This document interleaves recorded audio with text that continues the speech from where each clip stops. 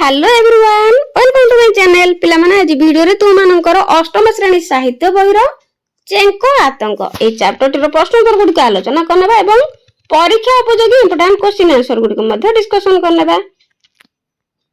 एक नंबर आसो कथावार्ता हेबा सहर रे रहउतिबा सांगर चलणी किपरि थिला। उत्तर सहर रे रहउतिबा सांग सुरेश रो आधुनिक चलणी थिला। विज्ञान आधार रे से सब कथा को विचार करूथिला। ख गाँ रे किए रहउथिला। उत्तर गाँ रे हरि रहउथिला। ग दिशारी कथा को किए विश्वास करूथिला।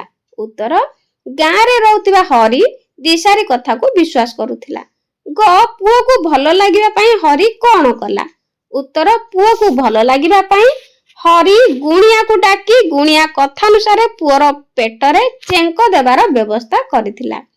पिलाटी कष्ट पाइबार कारण कौन बोली तुमे भाबुछ। उत्तर पिलाटी कष्ट पाइबार कारण हेउछि दिशारी पिलाटीर पेटरे जे चेंको देइथिले से जगाटी आक्रांत होई विषाक्त और संक्रमित होई जाइथिला। ए नंबर तळे दिया जाइथिबा प्रश्नर उत्तर गुडी को दुईटी वाक्य रे लेखिबा। काहा को आधार करी सुरेश विचार करे और काहार परामर्श निये।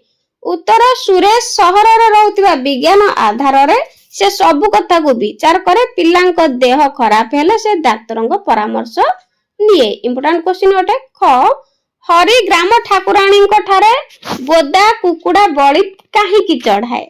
उत्तर हरि दिशारी कथा को विश्वास करे।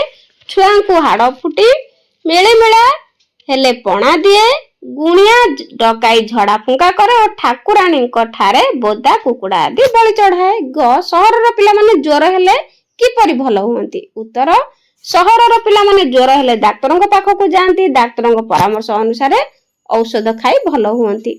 3 नंबर भूल थिबा शब्द गुडी को ठीक करी ता पाखरे लेखिबा। तो भूल शब्द गुडी को हमें ठीक करी की लेखिबा। जेमति कि देखो पिला माने मुख्यमंत्री स्पेलिंग एई भली भाबरे मोर हर्षोकार क्ष मंत्री तापर जीवन जापन हर्षिकार अछि दीर्घइकार जीवन जापन पुरस्कार स्पेलिंग या पड़ोसी तो उच्चारण एई भली भाबरे करबो।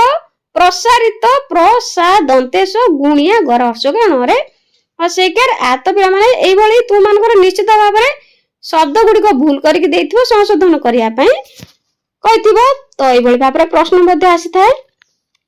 तो पिला माने वीडियो टी केमति लागिला कमेंट रे निश्चित जणाइबो। मन देकी पाठ पढ़ा पढ़ी करिवो। God bless you.